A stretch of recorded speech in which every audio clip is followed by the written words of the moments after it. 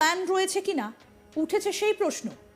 আসলে আপনাদের শোনায় ঠিক কি বলছেন ডক্টর শফিকুর রহমান আমির জামাতে ইসলামীর, শুনুন।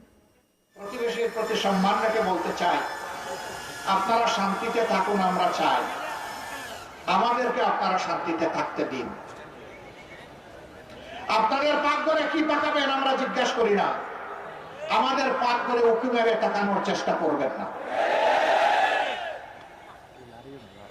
আমাদেরকে আপনারা সাম্প্রদায়িক সম্প্রীতির কথা বলেন, ভালো, আপনাদের নিজের চেহারা আয়নাতে একটু এর আগে দেখে নেন।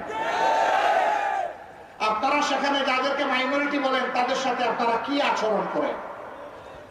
আমাদেরকে সাম্প্রদায়িক সম্প্রীতির সবক দিতে হবে না। যুগ যুগ ধরে এই দেশ সাম্প্রদায়িক সম্প্রীতির দেশ।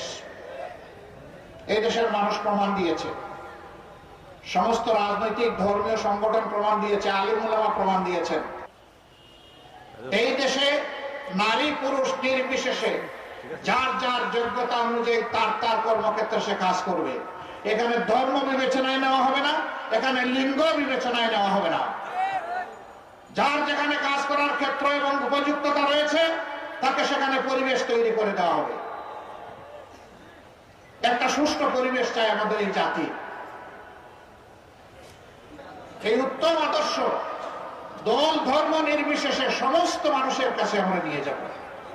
মানুষকে মানুষ হিসাবে সম্মান করব।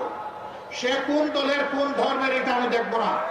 সে আশরাফুল মাখলুকাত, একই আদম এবং একই হাওয়া আলাইহিস সালামের সন্তান। সেই হিসাবে এ মানুষও আমার ভাই, এ মানুষও আমার বোন।